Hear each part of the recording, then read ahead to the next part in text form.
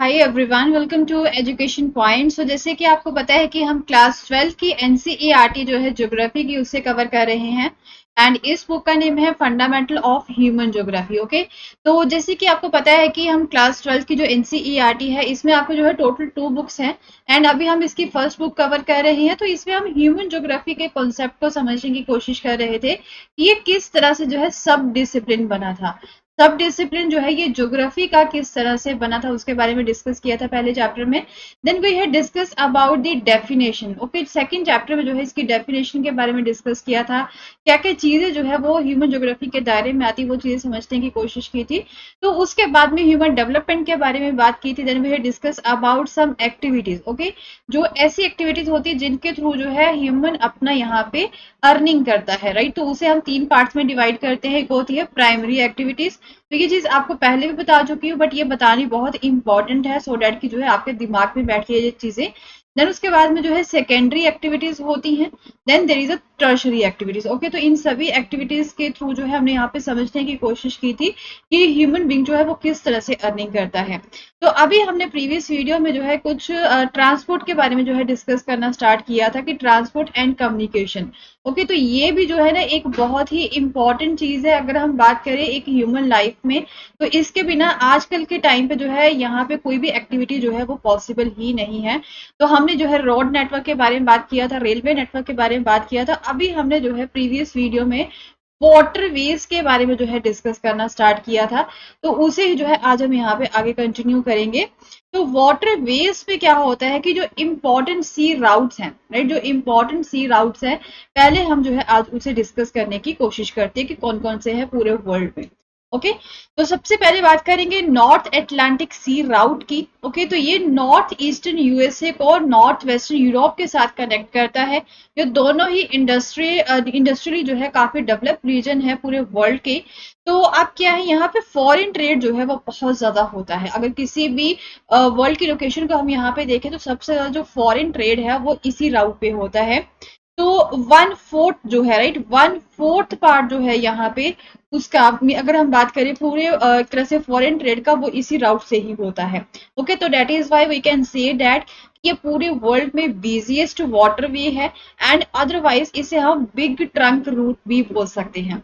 Okay, तो यहाँ पे दोनों ही राउट पे, राइट, दोनों ही जो कोस्ट है, एक यहाँ पे जो नॉर्थ ईस्टर्न कोस्ट हो गया यहाँ से स्टार्ट होता है, जो नॉर्थ वेस्टर्न यूरोप का कोस्ट हो गया, जो दोनों ही कोस्ट है वो बहुत ही एक एडवांस्ड है, हाईली एडवांस्ड है। हर तरह की फैसिलिटी आपको वहां पे मिलेगी। Then there is a harbour facilities also. Okay, तो हार्बर फैसिलिटी भी यहाँ पे अवेलेबल है।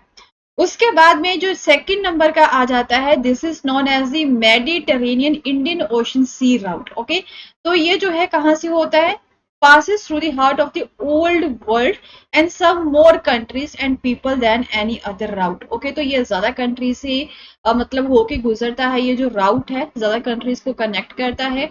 एंड ये पुराना राउट है, यहाँ से पुराने जो लोग थे जो व्यापार किया करते थे, जिन्होंने यहाँ पे व्यापार करना स्टार्ट किया था सी राउट के थ्रू। ओके, तो कौन कौन से है, पोर्ट सेड, एडिन हो गया, मुंबई, कोलंबो, सिंगापुर हो गया, ये कुछ इंपॉर्टेंट पोर्ट्स हैं इस राउट के। अभी क्या हुआ है, रिसेंटली सुइस कैनाल जो है, राइट, वो भी इस राउट पे बना दी गई है, जिसकी वजह से जो है इस राउट का जो डिस्टेंस है इसे और भी कम कर दिया गया है। एंड अब टाइम भी जो है वो बहुत ही कम लगता है। पहले क्या था, केप ऑफ गुड होप जो है यहाँ पे आपका अफ्रीका में, वहां से होके जो है निकलना पड़ता था। ओके, तो वो क्या था, वो लंबा रास्ता था। अब जो है यहाँ पे उसकी जगह पे सुइस कैनाल से जो है ये होके निकलते हैं। तो ये आपका एक होमवर्क भी है, अगर आप पढ़ रहे हो इस चीज को तो आपको ये पता होना चाहिए कि सुइस कैनाल जो है वो कहाँ पे लोकेटेड है। इसकी लोकेशन जो है ये आप खुद फाइंड करोगे, खुद गूगल करोगे, या फिर जो है इसे मैप के ऊपर लोकेट करने की आप कोशिश। ठीक है, तो then third one is the Cape of Good Hope. Okay, Cape of Good Hope sea route जो है, तो ये highly industrialise western Europe region जो है उसे West Africa, South Africa, South East Asia या फिर जो कमर्शियल एग्रीकल्चर है उसके साथ कनेक्ट करता है। लाइफ स्टॉक इकोनॉमिक्स जो है ऑस्ट्रेलिया की एंड इवन न्यूजीलैंड की, उसे ये कनेक्ट करता है। ठीक है, तो volume of the trade and traffic जो है यहाँ पे दोनों ही ईस्ट एंड वेस्ट अफ्रीका में वो अभी बढ़ती जा रही है, क्योंकि इस एरिया में जो रिच नेचुरल रिसोर्सेज हैं जैसे कि गोल्ड हो गया, डायमंड हो गया, कॉपर हो गया, टिन हो गया, ग्राउंडनट हो गए, oil palm, coffee and fruits हो गए, वो अभी क्या है उसकी डेवलपमेंट बहुत ज्यादा हो रही है, ठीक है। तो इसकी वजह से जो है ये यहाँ पे जो ट्रैफिक है वो बहुत ज्यादा बढ़ता जा रहा है, राइट। तो the next is the southern Atlantic sea route.